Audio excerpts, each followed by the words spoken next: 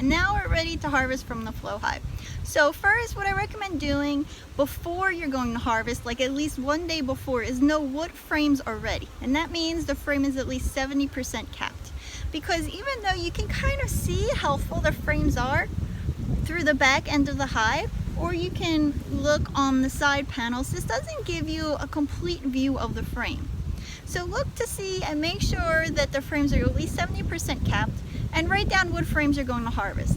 Then hours later or a day later, you can go in and harvest. I don't recommend opening the hive, seeing what you want to harvest, and then harvesting, because then a whole bunch of bees come out of the hive and are going to be flying around. When you're harvesting, you're already going to attract a lot of bees. The fewer bees that dive into your jar of honey while you're harvesting from the Flow Hive, the better. So do not open the hive the day you are going to be harvesting. Write down in your notes what frames in advance.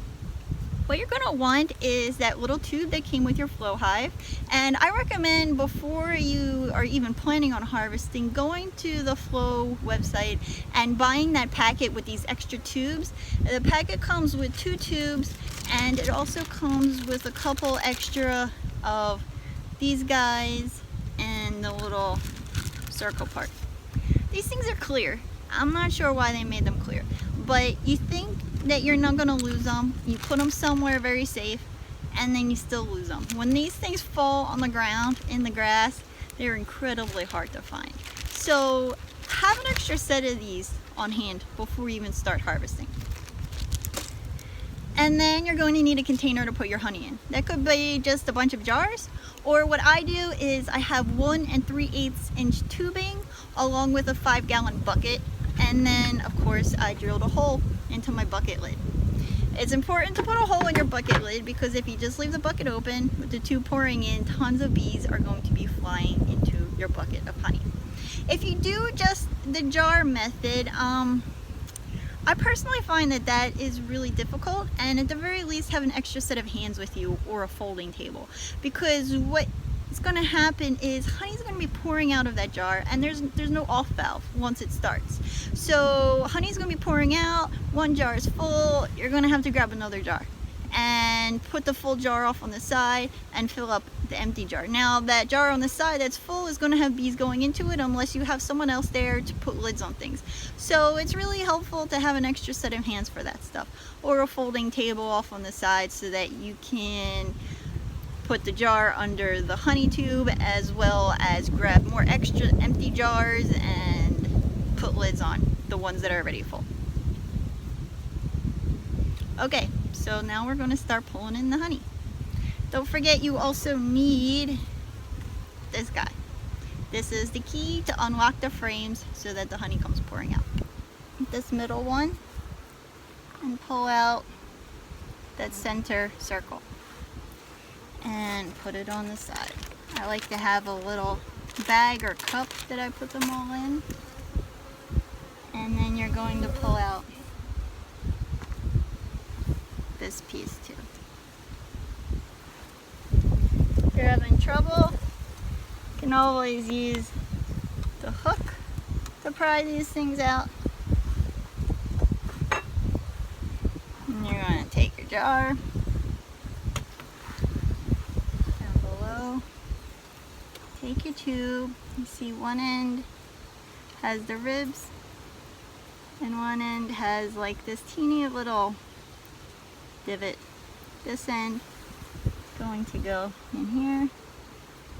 Get out.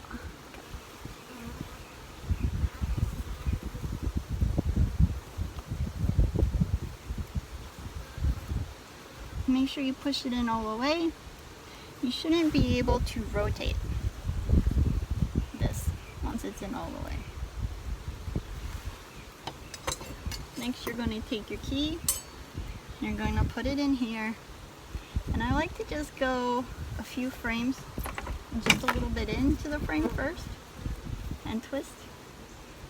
I don't like to do the whole frame all at once, just to make sure I'm not breaking anything.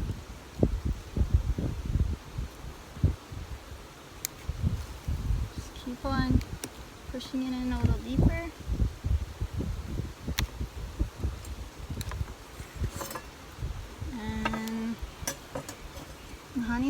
pour out. So what I prefer to do is have my bucket lid with the tube, put the tube into the hole, and then you connect the tube to the Flow Hive tube.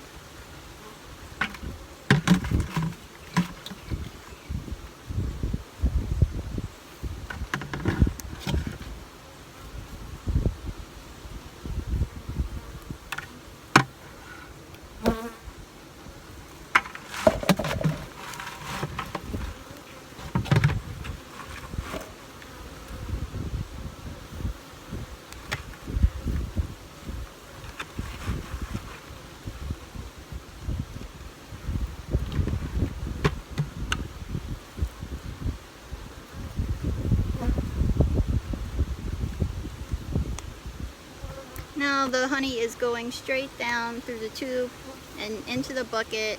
No bees are getting into the bucket.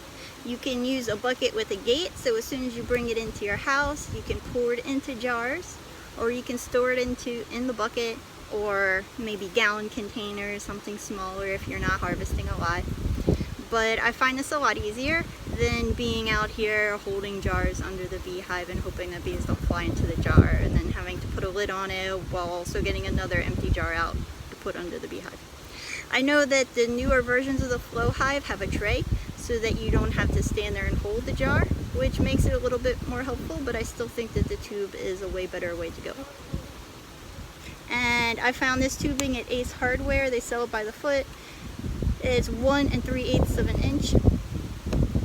You still need the Flow Hive tube though to go into the frame. I don't recommend just using a long tube and not using the Flow Hive tube at all.